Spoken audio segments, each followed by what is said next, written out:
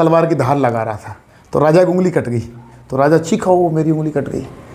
तो उसने कहा कोई बात नहीं राजा जी, जो अच्छे के लिए कटी उंगली। अभी मैंने एक कहानी बताई थी इन्हें, आदित्य चौहान अपना स्टूडेंट है और उसका CPO का सब इंस्पेक्टर का एग्ज़ाम सारे क्लियर हो गए, मगर वो डेट एज उसके ग्रेजुएशन के कारण, उसमें ग्रेजुएशन मांगा था 1 अगस्त तक का, उसका हुआ 17 अगस्त को, तो शायद वो रद्द हो जाए, अयोग्य घोषित हो जाए। तो मैंने बोला चलो अच्छे के लिए होगा। तो ज्योति ने कहा सर इसमें क्या अच्छा छुपा है। बात सही है, जीवन में कई बार हमें ऐसा लगता है कि यार जो घटना हो गई ये बहुत बेकार हुई है ना, ये नहीं होनी चाहिए थी। तो कोई आके बोलता है चल चल कोई बात नहीं, धीरज रखना, सब अच्छा होगा, बोलते नहीं। किसी का बहुत बड़ा नुकसान हो जाए, किसी का अपना परिजन चला जाए, स्वर्ग से धार जाए, तो सब तसल्ली दिलाने के लिए बोलते हैं कोई बात नहीं कोई बात नहीं। लेकिन ये बहुत बड़ी बात है, ये गीता में भगवान श्री कृष्ण जी ने भी कहा है।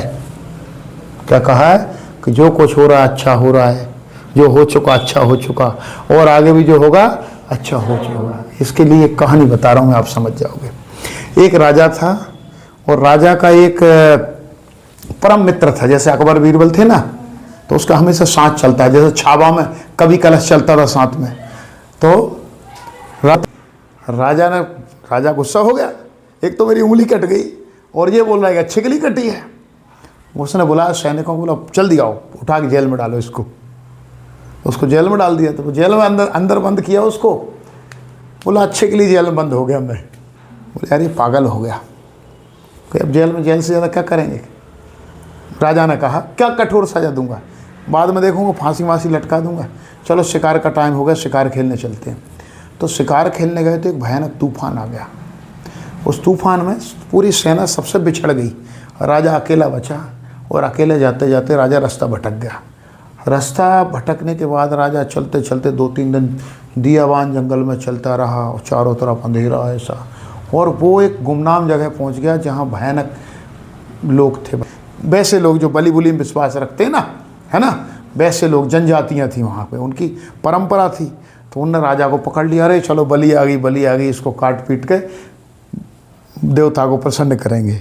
अब राजा बोला मैं राजा हूँ। कौन सा राजा तू? बोले हमारा तो यही राजा है, देवता की तरफ बोले।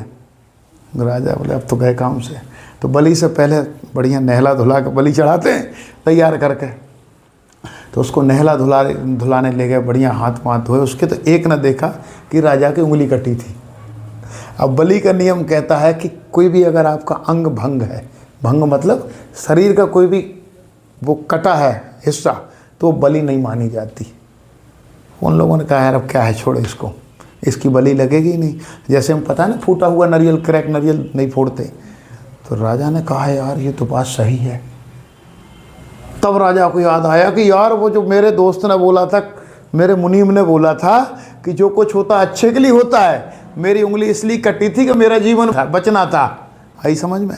अगर आज मेरी उंगली नहीं कटी होती तो मेरा जीवन नहीं बचता। राजा आया घोड़े पर ढूंढते ढूंढते रास्ता, जैसे ही महल में आ रहे मेरे प्रिय कवि को छुड़वाओ बुलाओ, आते ही गले लगा ली और सारे और पैरों में पड़ गया, गुरु आज तूने मेरी जान बचा ली। कि ठीक है राजा जी धन्यवाद, उंगली कटने से मेरी जान बचनी थी इसलिए मेरी उंगली कट गई, ये तो अच्छा हुआ, ये अच्छा हुआ, तेरी बात सही हो गई। मगर मैंने तेरे को जेल में डाला, तूने कहा अच्छे के लिए हुआ है, इसमें क्या अच्छा छुपा है? बोला राजा जी इसमें बहुत अच्छा छुपा है। बोला क्या?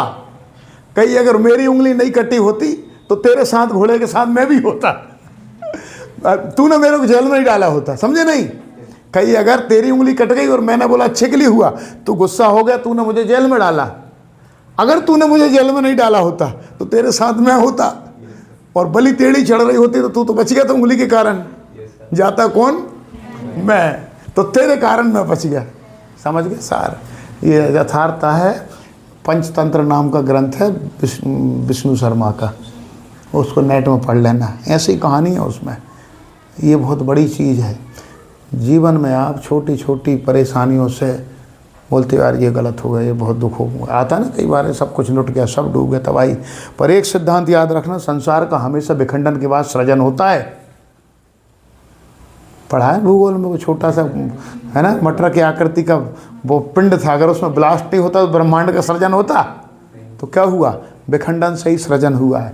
इसलिए जीवन में छोटी से छोटी, बड़ी से बड़ी परेशानी कोई भी आ जाए, उदास नहीं होना, निराश नहीं होना। बस उसको 3 इडियट में कहा है ऑल इज वेल, और ऐसे में गीता में क्या कहा है, जो कुछ होता है अच्छे, जो कुछ हो चुका अच्छा हो चुका, जो हो रहा है अच्छे के लिए हो रहा है, आगे भी अच्छा ही होगा।